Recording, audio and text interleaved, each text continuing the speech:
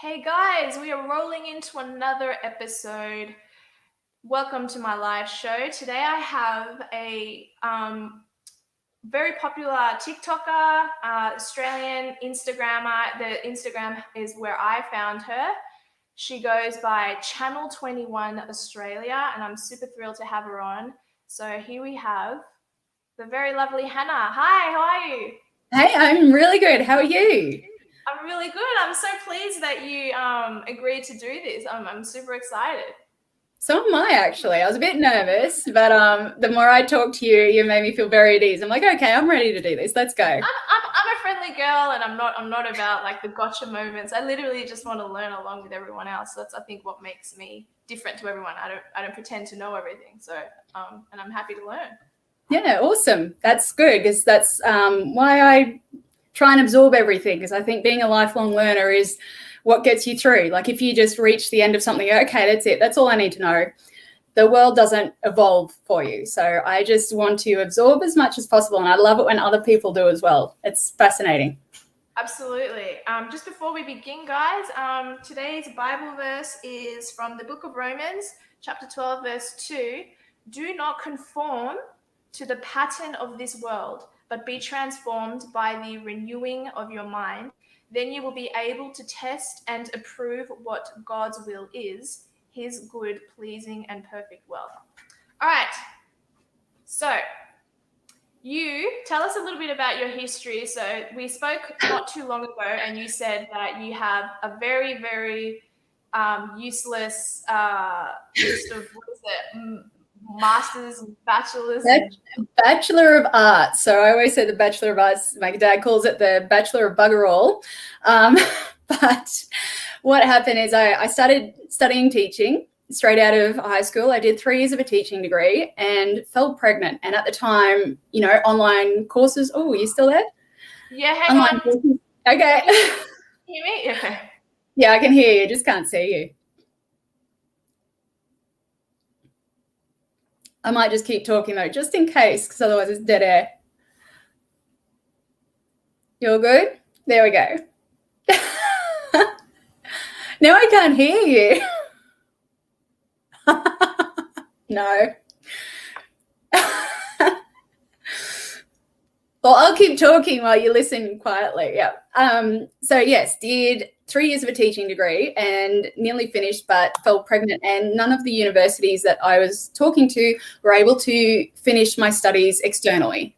So because I was pregnant, I moved back to my parents, you know, got married and that type of thing, and changed my degree because I kind of lost a bit of interest in teaching. I wasn't quite ready for it.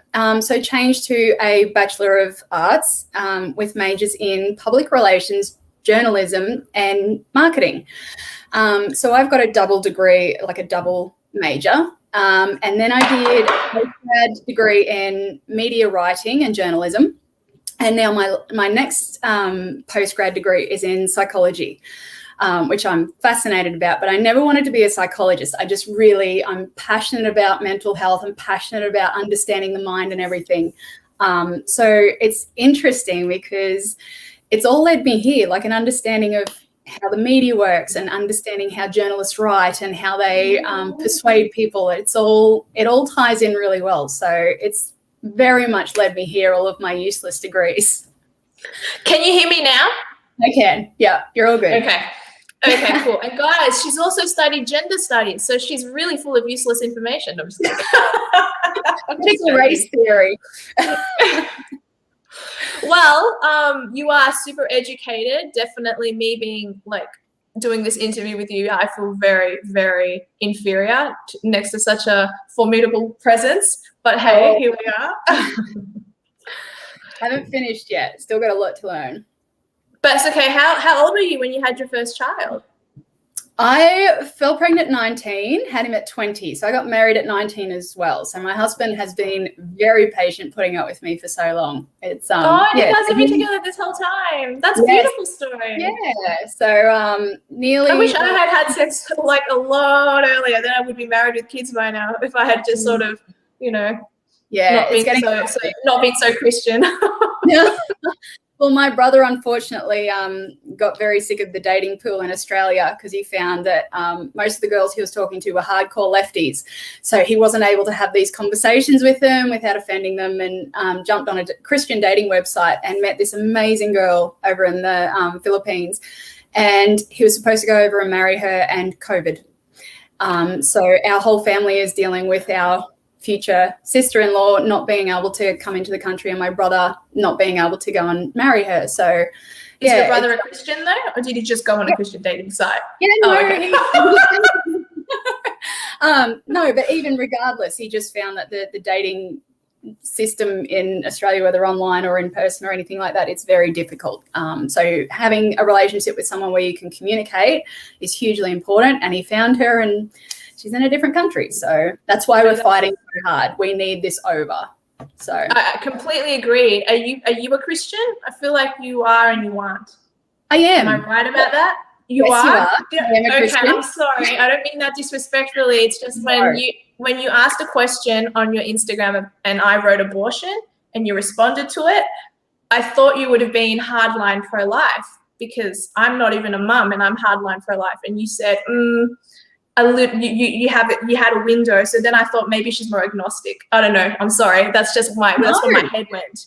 No, and the reason, and I feel like this is leading into a conversation that I wanted to have, is belief systems, you know, whether it's about abortion or whether it's Christianity or whether it's anti-vax or anything like this. If you've got this belief system and other people can't understand it because they don't have their own belief systems, you know, we've got a lot of atheism and that type of thing. And if they can't believe, well, why would you believe in God? God doesn't exist. Therefore, it writes out every other thing. Like, how can you believe in Muhammad? How can you believe in Lucifer? How can you believe? And they're very closed to any sort of belief system, which leaves them not lost, but they're very black and white. It's either yes or no. Same with pro-life, you know, it's either you're pro-life or you're pro-choice, you know, but there's so much nuance and there's so much gray area in the world. And that's true. What I've been saying with the whole anti-vax, pro-vax thing is, if we were left to our own devices, we could very much be the pro-vaxxers say, get vaccinated if you want to, don't if you don't. The anti-vaxxers could say, get vaccinated if you want to, don't if you don't. And we could have this society where we just respect each other's beliefs. If you believe that, that's fine. Just don't ram it down my throat. But we're at a point at the moment with this hardcore government oversight of our belief systems that you don't talk about Christianity or people will turn off. You don't talk about anti-vax because you're a hippie and nimbin who homeschools their child. You don't talk about this because people just glaze over. As soon as, on social media specifically, as soon as you say something about God or belief systems, people just no, because there's so many people who don't have those very broad belief systems. Yeah. So with the government doing this, you're either one side or the other. You're pro-choice or you're pro-life. You are Christian or you're atheist or you're pro-vax or anti-vax. The world is so full of nuance, and they're not letting us have that, I don't know, mixing of, it's very pick a side, I guess.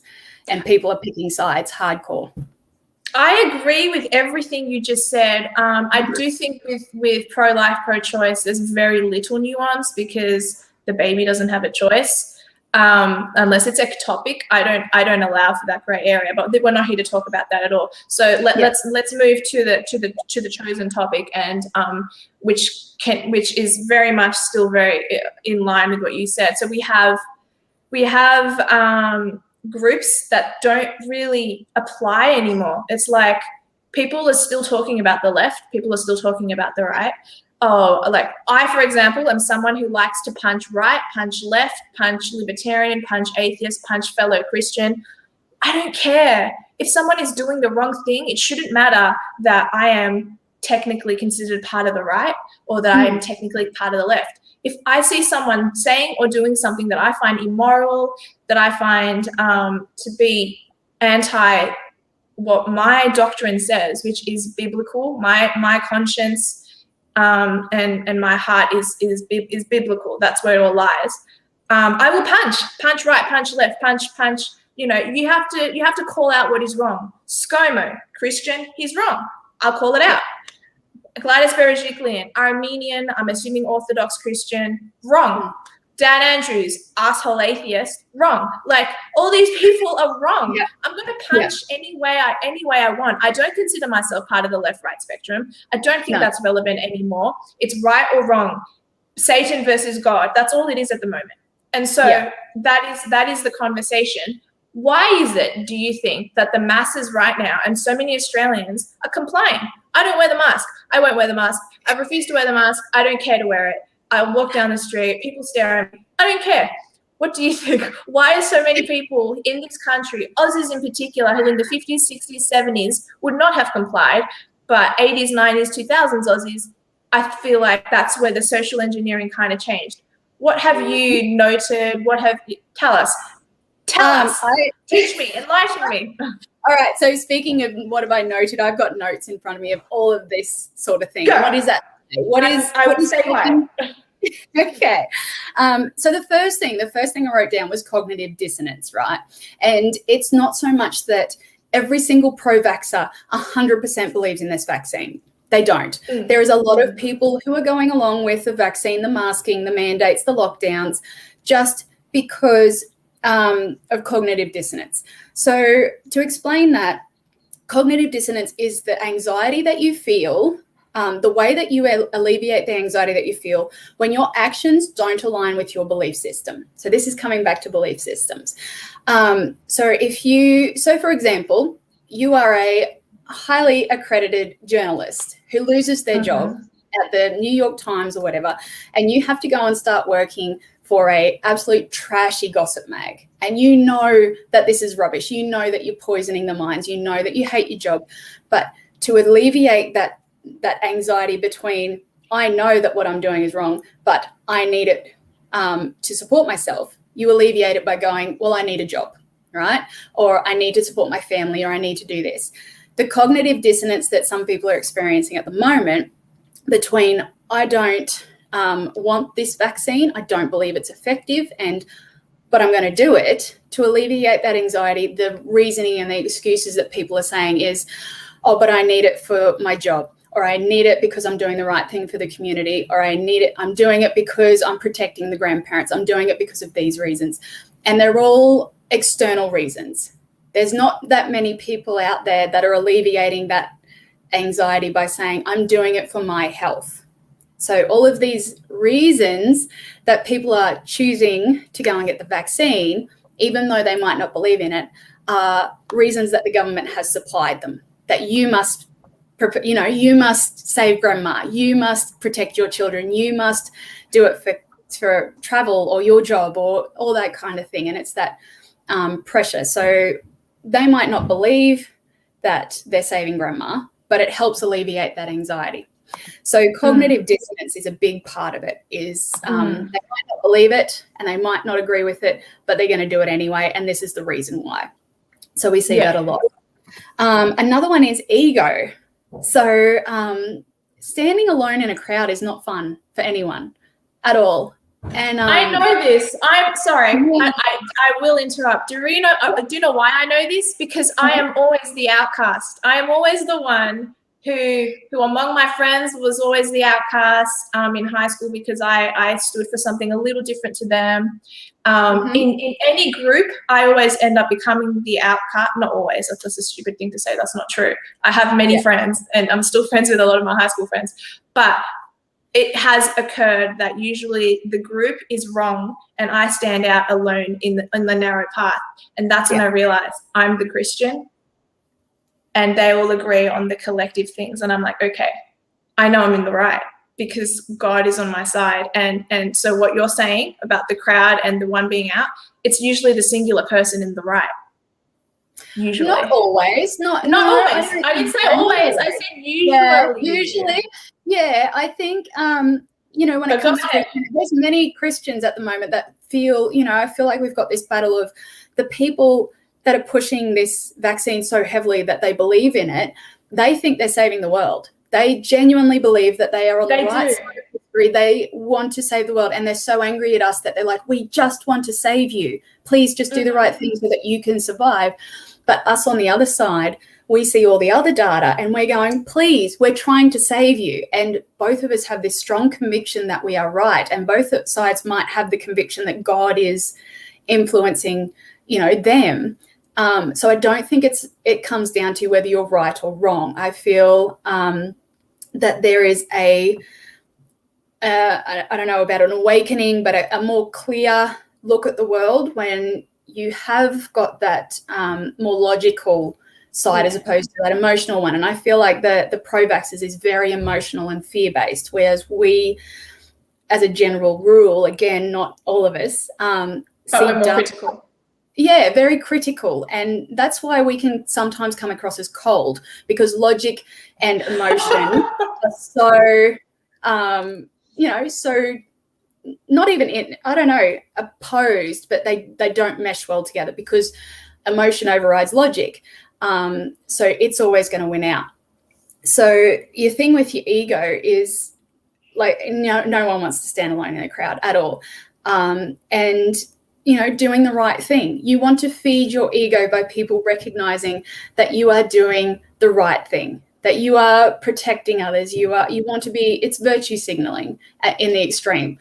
So you feeding your ego is people congratulating you and thanking you for getting the vaccine. No one thanks you for going to a rally. No one thanks you for putting the database of adverse event notification data on Facebook. You don't get that thanks. You get torn down. And for people, especially those who don't like confrontation, ego is very, very critical to them because, I had a big cry today because I was so upset that I had upset a friend. And it was that, and it was all ego-based. It was, well, I feel like you've lost an opinion of me and I am hurting, because you don't ever want someone's opinion of you to change. You want to stay in high esteem. You don't want to upset people. And that's why people are losing friendships. And it's really difficult to see that when people are losing, their family won't communicate with them. And that's when that stubbornness and that hardness and that frustration comes out because your ego hurts as well as your logical mind. And, you see all these historic moments of people. I feel like hugging you. Sorry? I feel like hugging you. Oh, no. The friend that I had not a falling out with, but that I was upset with, he gave me a big hug. But it's people want to be seen to be doing the right thing. And at the moment, they are being shoved this dogma that getting the vaccine and locking down is the right thing, and they will get praised for it. And you need to step away from that ego and that virtue of praise and admiration and, the support that people are getting for getting vaccinated versus standing alone in the crowd with the anti-vaxxers, because we have been, I guess, belittled and driven to the point where we're the crazy ones. Whereas, story of my life.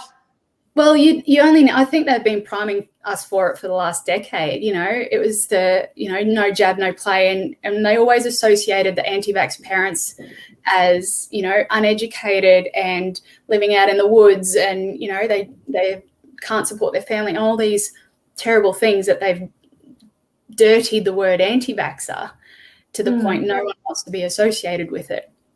And whereas I'm the opposite. I go to those things knowingly. I'm like, if everyone thinks these people are insane, they must be they must be the people in the right. And I'm like, these are my people. Like, not that I agree with everything that they espouse, but usually it's like, if these are the people that everyone thinks are bad, then I'm probably one of them. Because I've always been the outsider, outcast. Not always, but like, I have a mind of my own. I don't just go with everything that happens to be right-wing either. Like, I disagree with many different levels of many different things. But do you want to read what it says on the screen there? You might need to read that. We have all lost friends and family. You find out who your friends are when it costs them to be your friend. Fuck their ignorance, no excuses. There you go. I personally don't agree with that to that extent. I'm a bit more gracious, I guess, because I have a hope that these people will there'll be a crack in the facade, something will get to them and they'll go, huh, and they won't know who to turn to. And I have the feel same like hope, FYI. The big thing is that they think we are this tiny minority, right? They laughing my ass off. I think he likes it. You read it. That made you read it. Hey, Jesse. Yeah. No, I get that. I do. But my thing is,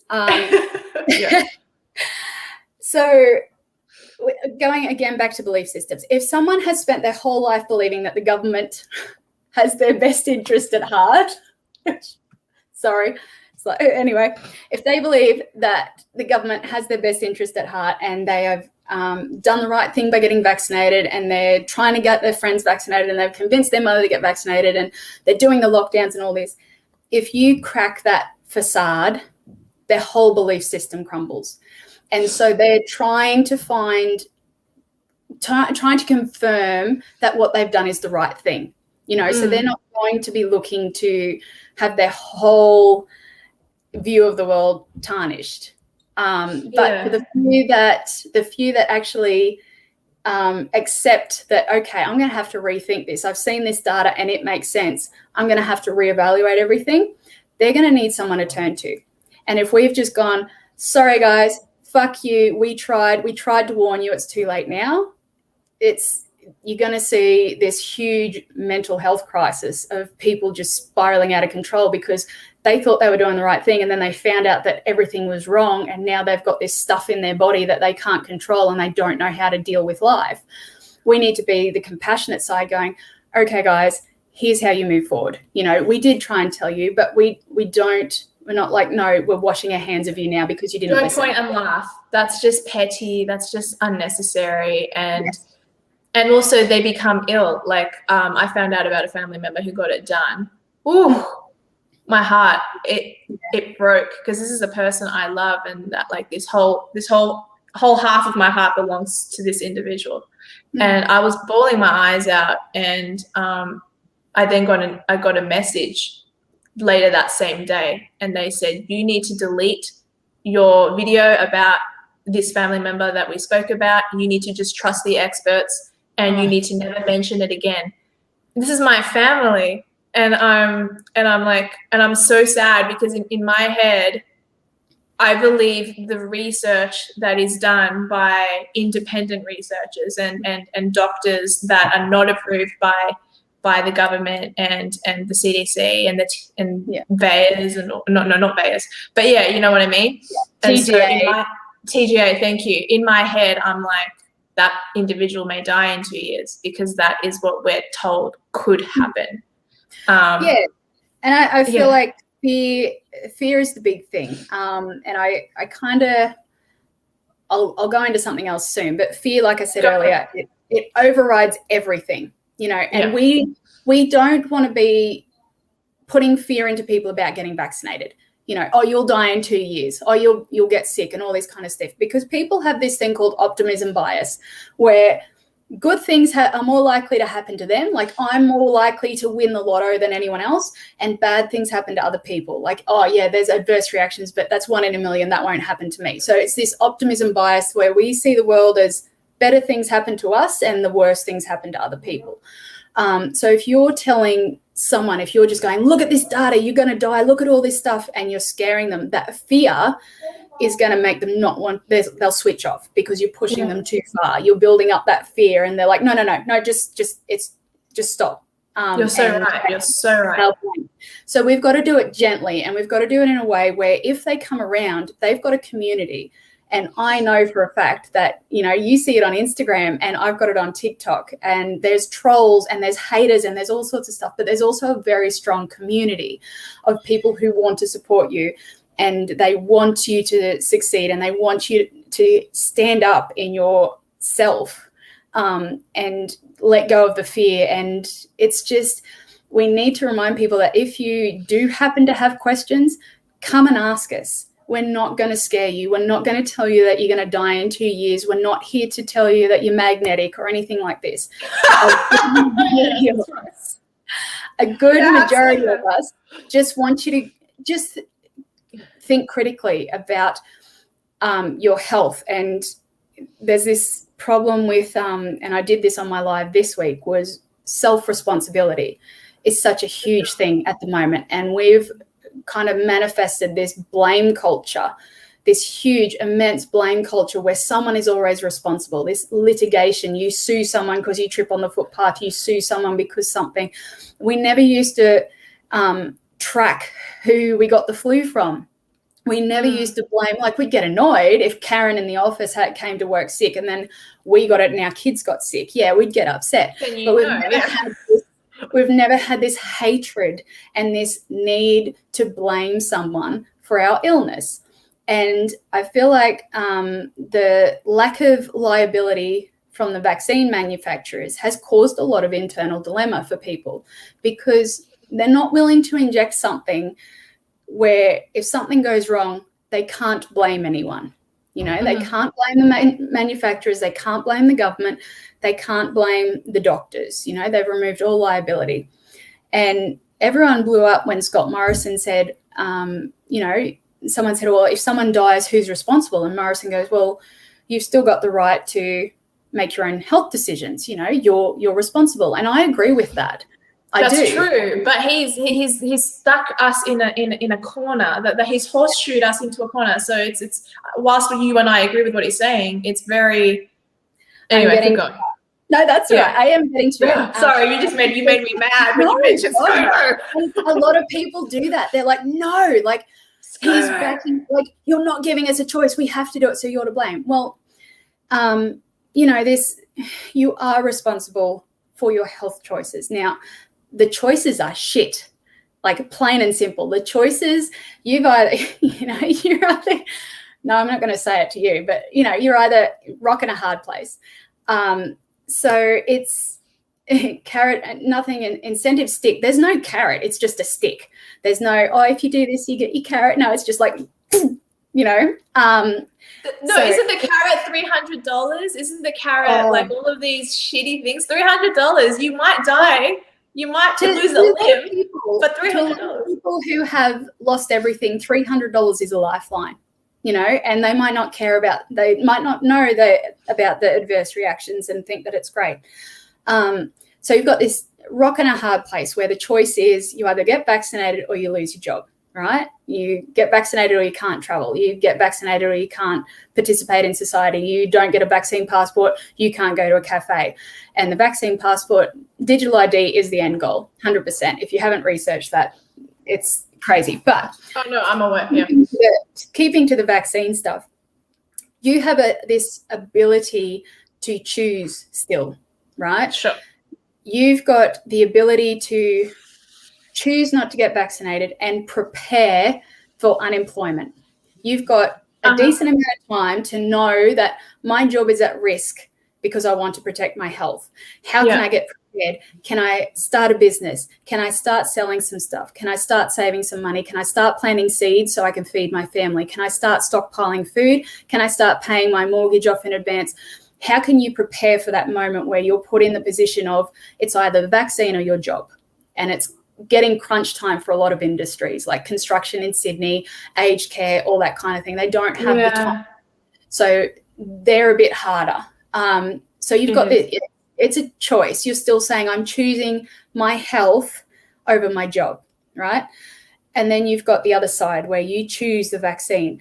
And in choosing the vaccine, which means that you're choosing your job and your security and your financial security and your ability to go out in town and participate in society, you are also accepting the unknown risks that come with that vaccine. So you might be perfectly fine. You might be one of the really lucky ones that you keep your job, you keep your financial security, and your health is perfect. You don't end up infertile. You don't have heart inflammation. You don't have all of this stuff. But you could also be unlucky. And the thing with self-responsibility is you don't ever want to feel like you made the wrong choice. You don't ever want to get a year down the track where you can't afford to feed your family and you go, I wish I'd just gone and got the vaccine so I could still work. You don't want to get a year down the track still working but suffering with immune disorders because of the vaccine. So when you remove your choice, you're removing your responsibility in that, because a year down the track you can go, well, I had to do it because the government told me to, or I had to do this because someone forced me to do it.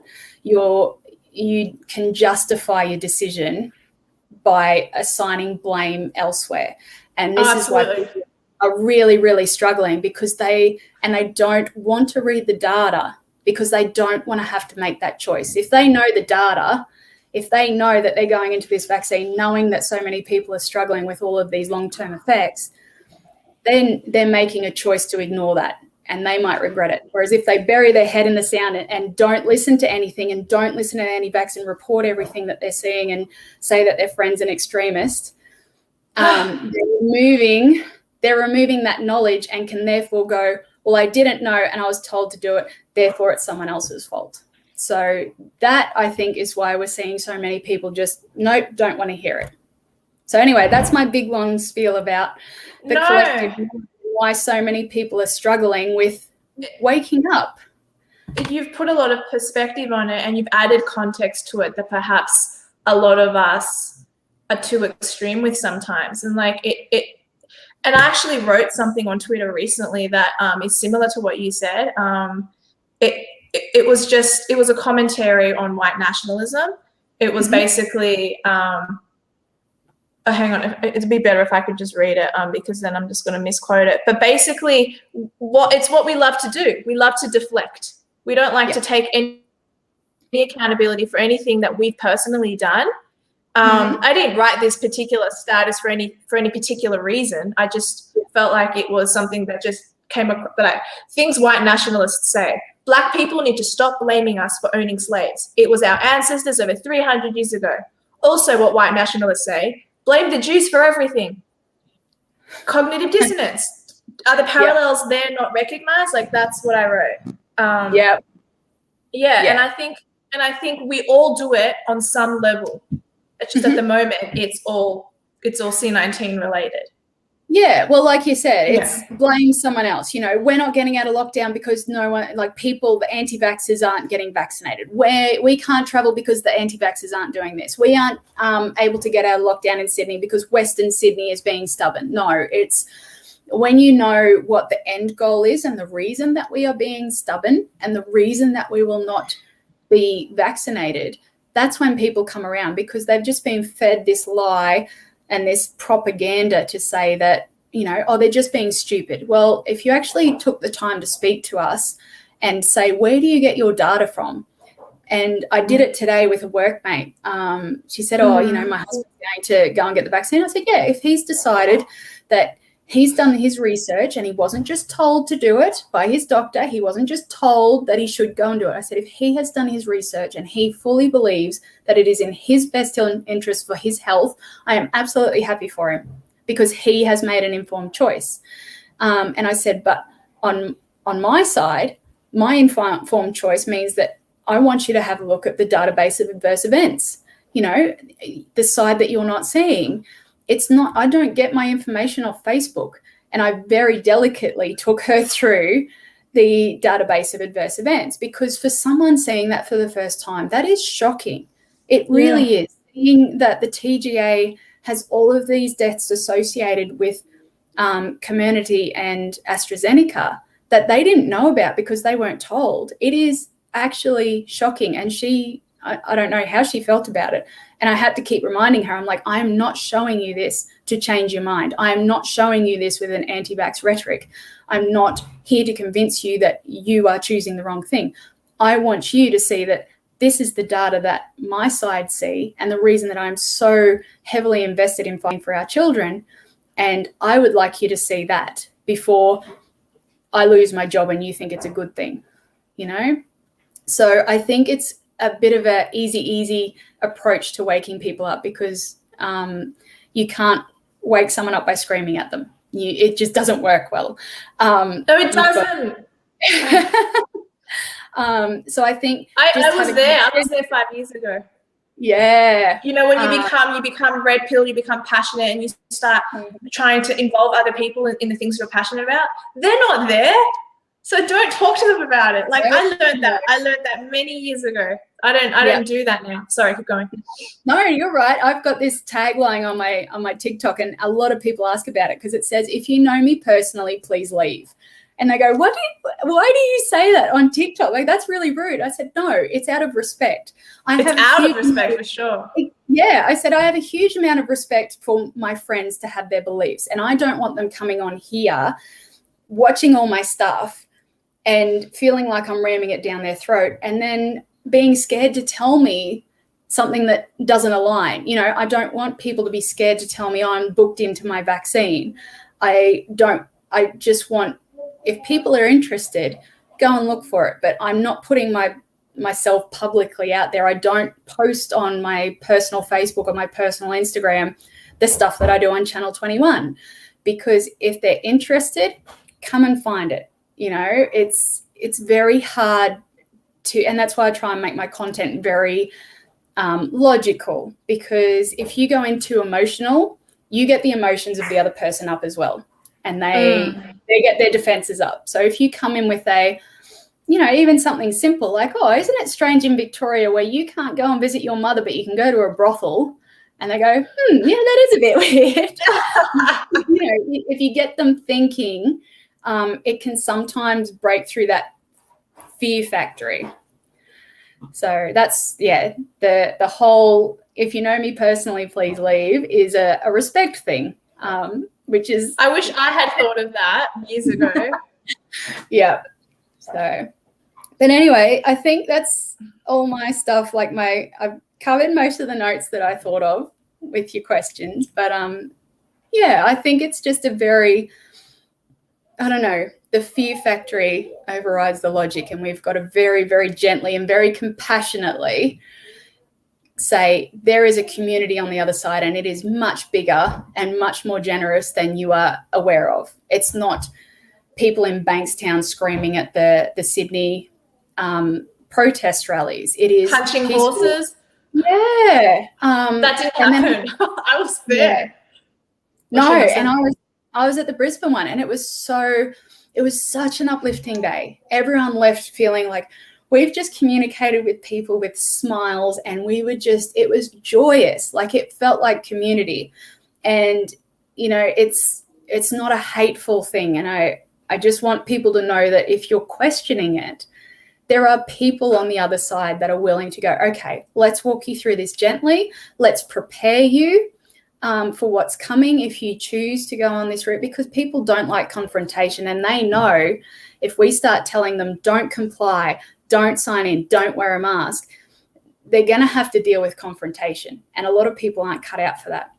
So there's that power struggle between the checkout guy at Woolies who's 18 and finally has a bit of power about him and can tell other people what to do, versus you who's gone out to Woolies for the first time without your mask and don't have that confidence yet to assert yourself and say, actually, I do not have to wear it. I'm not playing along with this experiment. So it's we've got to help empower people to, yes, there is conflict, but you're physically capable of it. It's just uncomfortable. It absolutely is. I have a question for you. Okay. Do you think that there is a way to convince raving lunatics that they can be red-pilled? No, there is a lot of people where if they start certain sentences or certain topics, I don't even try. There are hardcore blue pillars, I guess. Some people, if they come in with a pleasant, I enjoy discussions with people, planting those seeds, I call it. You just got to plant that seed of doubt with them. You can't come at them with the same aggressiveness that they're coming at you with. But it's very hard for the very stubborn ones. But if you can see that they are maybe having a go at you out of fear versus having a go at you out of knowledge, like, I know this, I've read this report, the science says this, blah, blah, blah. If you know that they're saying, oh, you've just got to do it so we can get back to normal, and you say, well, at what point do you think we get to normal? What are you going to do when we get to 60% of people who want to be vaccinated and no one else wants to be vaccinated, no one else is lining up? What are you going to do? when they keep us locked down? Are you going to start coercing people? Are you going to start threatening people? Like, are you going to join in on that side? Because there's no way they're going to get to 80% without that help. Push. Yeah. So I think you've got to look for those little inroads of, well, what's their motivation for telling you to get the vaccine? To get back to normal. Well, we've been told it's 80%. And what does normal look like to you? Because normal to me doesn't look like vaccine passports to go to a cafe. And it doesn't look like segregation of society based on your vaccination status. So you know what's going to happen? What's going to happen is that this is just a guess, a premonition. What's the word? Not a premonition, but anyway, prediction. Thank you. Prediction. Yeah. I reckon what's going to happen is anyone and everyone who has been vaccinated will form some sort of a sickness, illness, deformity, and that is the goal, I think. And again, I want to be wrong. I want to be wrong when I make these predictions, but I think every single one of us on this side wants to be wrong. That's the thing. Be wrong and come back in 3 years and say, sorry guys, all of the stuff I was reading, I misinterpreted it. I'm glad it's okay. But it's not shaping up that way. No, it isn't. Jessie Bell, my friend, says, I really like the answer. This girl is certainly something. The last 3 weeks, I've had the best guests. I'm not going to say I had Ricardo Bossi from Australia. So when you mentioned that, I'm like, yes, I need to go on this girl's interview. He's my friend. I've actually had dinner at their house. Yeah. We're like super close. Well, I'm not super I need close. To connect with him. Like a lot of people. Girl, I'm well connected. I've been doing this for 5 years. If you need help getting people on your Instagram lives, I'm happy to help you. Oh, that'd be amazing because, yes, huge fan of what he's doing. That's amazing. Yeah. Before that, I had the podcasters, the 5-8 Take. Yeah. Have you heard of them? Yeah. They were recently thrown in prison or whatever the word is. And I had them only 1 week prior to, and then I've had you. And I know you probably don't feel on par with them, but you're super intelligent. You're really kind. I feel like you're super logical. I'm really glad that the people I've been picking for my channel lately are so kind and lovely and willing to come on. I'm so appreciative. And you're very intelligent. You know what you're talking about, and you're very measured with what you say. Like, I have my moments where I'm like, and it's you have your lower self and then you have your higher self. And then you have the moments where your lower self is a little bit like wants to like shove that pie in their face and go, listen to me. Like, because like you were saying a moment ago that you try not to impose your opinion to your friends because you don't want them to lose esteem for you. I've noticed lately that on my private Instagram page, I'm putting little things to sort of dig at those friends of mine who are still a bit blind, but I'm not gonna do it anymore. I feel like I'll keep my private Instagram family and animals and funny silly things, and I'll keep my public one what I'm already doing, because I think it's petty, and I don't want to be petty, and I'm not a petty person, but we'll have our moments, right? I think the most important thing when it comes to your private stuff is put enough out there where people know who to turn to when they question it. So I didn't even know that people were really paying attention to the little bits and pieces that I was putting on my private stuff. But come 3 months later, anyone that had a question, they'd say, Han, do you know anything about shedding? Do you know anything? Like, can you tell me, my friend's had a period for 3 weeks now and she's freaking out. Like, do you know anything? And I'd be like, yes, I've done this video, or I've got these links, I've got this information. So I think planting enough stuff on your private one where they feel safe approaching you and saying, look, I'm really starting to question why they're pressuring for this so much. And that's not when you hit them with digital identity and Bill Gates and depopulation. Like, you've got to really, like, here, have the red pill. So you've got to be very measured in dropping little stuff where even if you don't know the answer to their questions, they know that you're going to be open to talking to them. And that's, again, why we don't, write off all of the blue pillars. We don't just say, no, sorry, fuck you. We tried. Yeah, exactly. You've got to very much be, when they start waking up, who are they going to come to? And you want to be one of those people that say, okay, I know you've had a hard time the last 12 months. Let's start you off gently. We're going to start you off with what they aren't telling you about the database of adverse events. We're going to start telling you about, the reason that ivermectin isn't being talked about. We're going to tell you about the little bit of money trail and the corruption in the United Nations and the World Health Organization. And you do it piece by piece because everything is connected, and you don't want to go whoomph and send them, like I've got a 15-page Word document of all of my internet links, and there is no way I would send that. I should do that. That's smart. Yeah. And it's all by section. Like I've got sections on, like you definitely I don't need to make one. You can just send that to me. You don't ever want to start off a comment with transhumanism. Let's start with that. People who are very, very deep down the rabbit hole, we're like, okay, we can see how this connects to this, and therefore transhumanism is a possibility for us.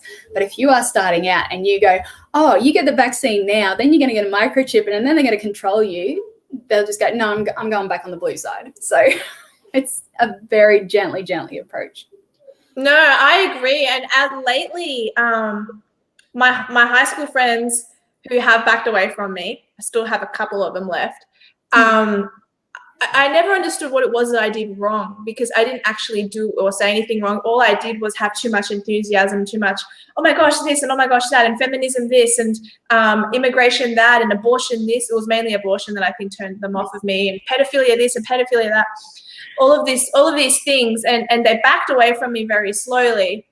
And now I'm like, I realize that I'm in a situation where I have people who come to me and they say things, they start talking to me about, have you heard this? Have you heard this? Have you heard this? All I want to do is be left alone in my room. Like I don't like impose my opinion on anyone unless it's on my channel or Instagram. Or someone who is like-minded and they want to talk about it. But overall, I now understand a little bit where my friends were coming from. It's like I'm right now watching cartoons, or I'm right now watching my comedy show or whatever it is, and then to be like, guess what? This is now happening, and this is now happening. It's like I already know all that's happening. So I kind of know what the blue pillars feel like, because sometimes it's like, I don't want to talk about it. Like let me watch my cartoons. Yeah. So I advise people, like when they message me and they're going, oh my God, I'm so stressed out. I'm so scared. And I go, look, turn off your notifications. I have no notifications on my phone. None on Telegram, TikTok, Facebook, I don't have Facebook anymore, but I turned all of them off, all of my chats, because that constant bombardment, you've got to be in a place where you're ready. Like I turn it off and go, okay, I'm going to allocate this time of my day. And sometimes I do get obsessive and just ask my husband. He wants to be reincarnated as a Teletubby, because then I'll at least look at his belly and pay attention to him. But you need to reserve your space and your peace, and you need to come in and read that sort of thing when you are in the headspace for it, and you can't go in when you're already fearful.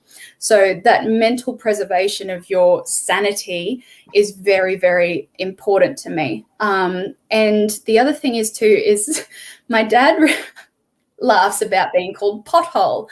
He goes, people see me coming, but they can't avoid me. And that makes sense. He thinks it's better than my nickname. Yeah. But my nickname is T-Rex.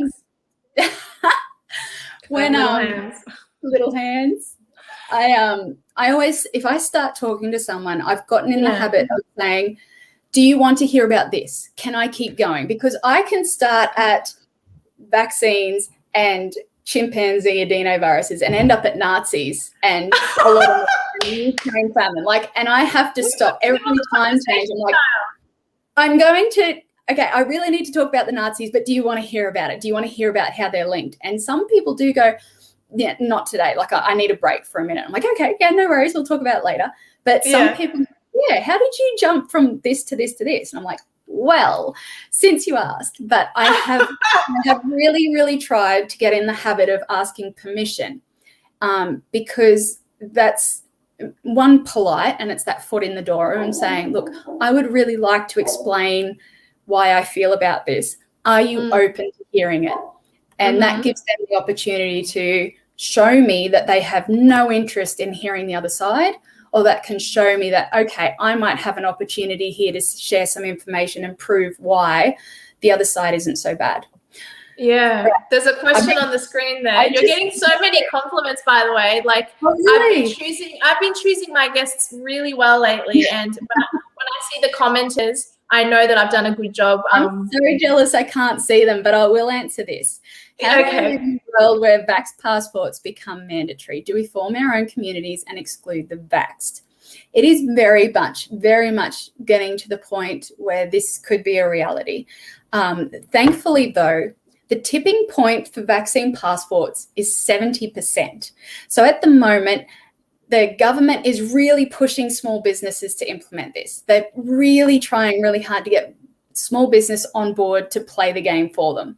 And if we just keep reminding the small business that it's not their responsibility to check our health status, the government will not get to the 7%, and I don't think they'll get to 70% anytime soon.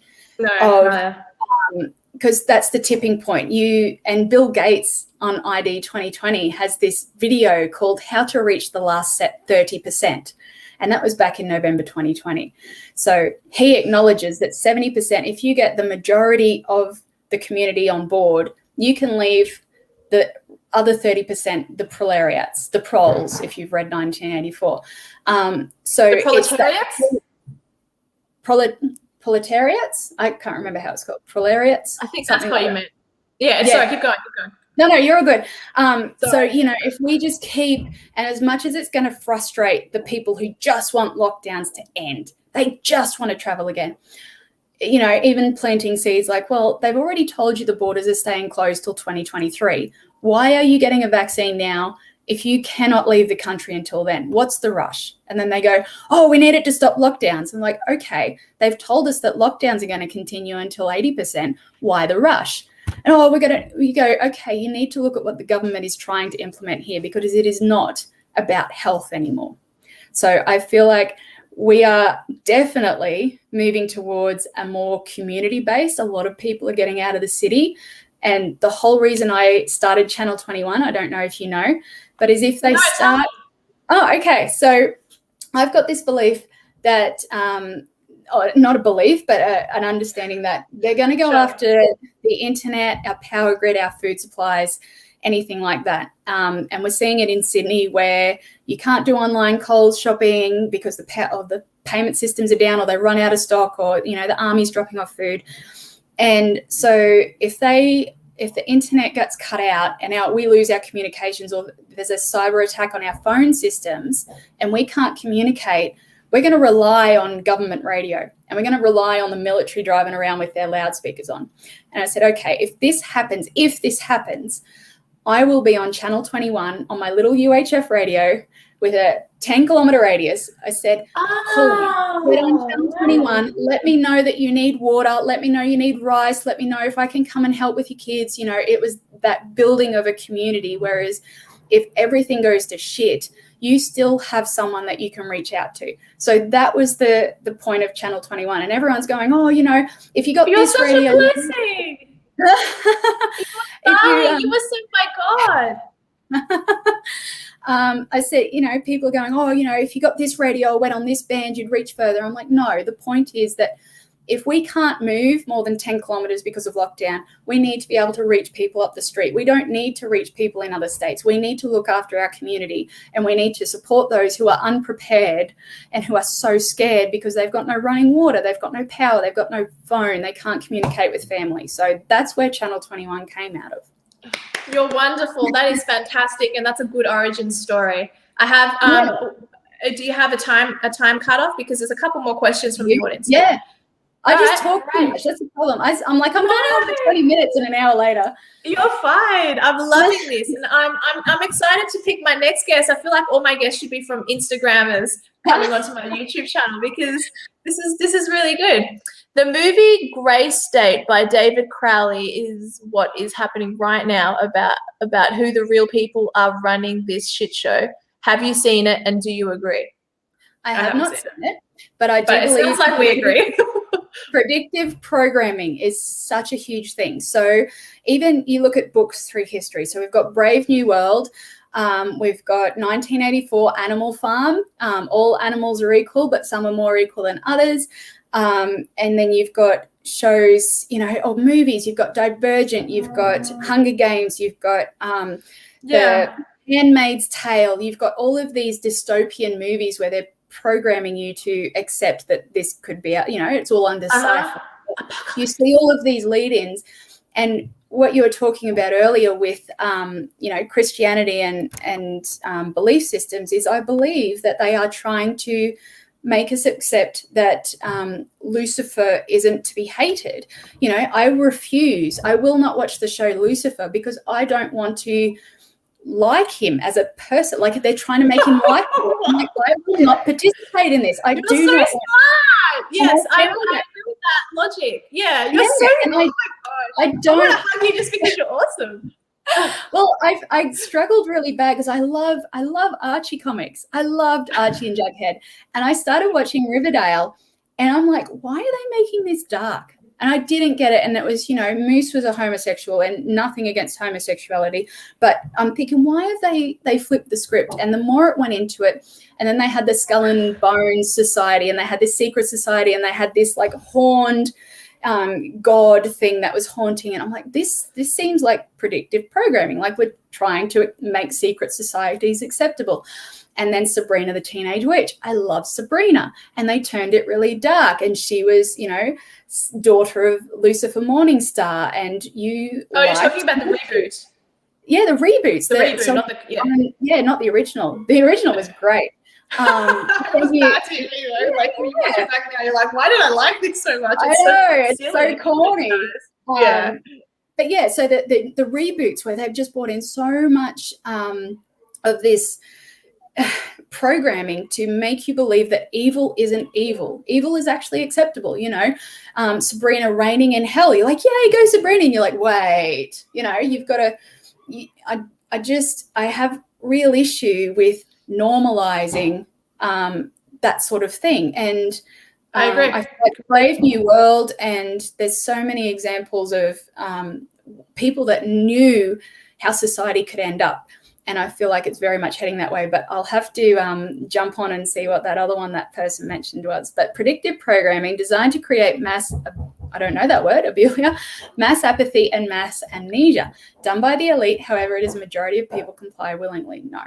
I think so. I think the whole Hollywood thing, I've started down the Freemason rabbit hole, which is... we're in different rabbit holes at the moment. Yeah. But yeah, Hollywood...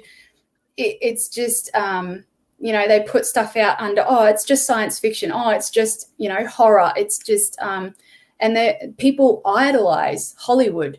They idolize the idea of fame, and they idolize people. And I'm like, idolize yourself. Idolize something higher than you. Aim for something higher than you. Don't aim for someone else's success. Loss of will. Yeah. Yep.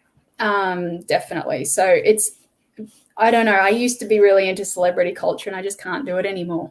So anyway. I'm similar to you. I still get caught up in it a little bit because it gets me away from all the political C19 stuff. Because like you said earlier that you had a bit of a teary moment earlier today because of your friend, and you didn't want them to lose esteem for you.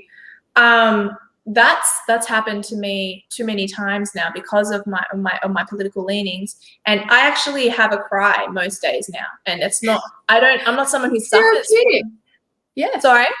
It's therapeutic. My kids, if they're upset, I'm like, go in the shower, have a cry, just get it out. And I teach them. You need to get it out. Yeah.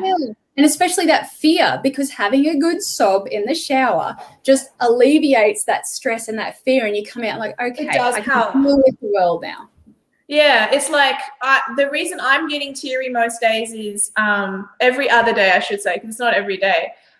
I don't want to hear all the negativity about the government overreach, about C19, about the jab. Sometimes I just want to be left alone and I don't want to know about any of it. So I'll watch something about Britney Spears or Meghan Markle or something dumb like that.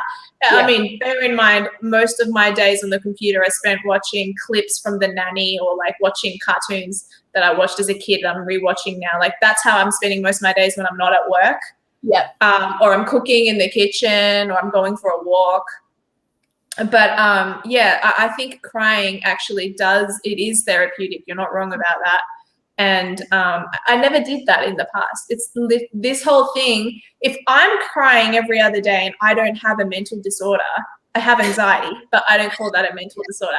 How are suicidal people dealing with this? Like it really saddens me because I don't have mental issues. I mean, one would say that I'm just a mental issue all around, which is fine because I'm quite young for my age. I'm definitely very. I feel like sometimes I'm 25 or even younger. But that aside, I'm a happy chappy. You know. Yeah. How would you respond to that? Like people who are actually proper suicidal and all that kind of thing. I suffer from depression quite badly. You do? I would never know that looking at you and hearing you speak, the logic that you have. It's interesting. Watch cartoons, it helps. No, I wish. I actually enjoy. Well, that's why I always put I mix up my page. I'll put in memes and I'll put in like little funny quips and that kind of thing because it is important to break that fear cycle and watch something funny. But as for the depression thing, I think the depression is so much a loss of purpose. It is so heavily, if you have a purpose that you're working towards, you can deal with whatever shit the world heaps at you because you're like, I don't care, I'm working towards this. And at the moment, I can handle, I used to have such a thin skin. And at the moment, everything is walking off because I'm like, this is what I'm supposed to be doing. I feel that conviction. And I feel like the coming mental health crisis, we are in for a catastrophe with our mental health because I did a video on this, identity. So many people tie their identity to their friends, to their family, to their workplace, and especially these alpha male types who are the breadwinners for their family, and they have these high-level jobs or construction, and you take that away from them. You take away the ability to earn a living and support their family, and you take away their job and their purpose for getting up. You've got men who just have no reason to get out of bed in the morning, and depression is just so. Suicide for me, I don't know how many other people have experienced this, but suicide for me was getting up every morning and thinking, I just cannot deal with another day of feeling like this. It's not that you have, personally, it wasn't that I had no hope. Like I have 3 kids to live for. And it wasn't that I'm like, they're better off without me. It's just, I just can't handle feeling this low and this useless. There is no purpose for me to be here. Why am I here? And when you reach those levels and you can't see, okay, in 6 months' time, I'm going to be out of this. I've got this to reach for. I am aiming here. In 6 months, I'm going to have a new job. I'm going to work towards a different career. I'm going to do this. If you're waking up every day feeling absolutely useless because you've got nothing, you've got no job to go to, you've got no money to support your family, that's where suicide comes in, is because you just go, I can't keep waking up like this. I can't keep spending my day in bed and feeling like the biggest lump of shit that can't provide for the 3 people. At least if I commit suicide, they'll have my life insurance. Like that is the mentality for myself going through that. Wow. I'm sorry. You know, and it's different at every level of depression. Some people have functional depression, and I've had that as well in a deep cycle where I'm like, okay, I'm really struggling and I can't get myself out of this funk, but at least like I'm aiming for this. I'm working towards my degree, or my kids have, like, I remember one depression, I was just like, I just need to graduate. If I can just make it to graduation. And then another, this is going to sound so weird, another really deep depression cycle was I won this competition to meet the Hilltop Hoods, like huge Hilltop Hoods fan. and I won this I don't competition. even know who they are. Went and it was, 6 months away, and we got to go and hang out with him backstage. My kids got to meet him. Like, we hung out. It was amazing. And for that 6 months before, I'm like, I just need to make it to this. I just need to make it to October, and then I'll be okay. Like, that is what I'm aiming for. And if people in Western Sydney or in all these other areas just don't pick something to reach at, you just get swept up in that daily.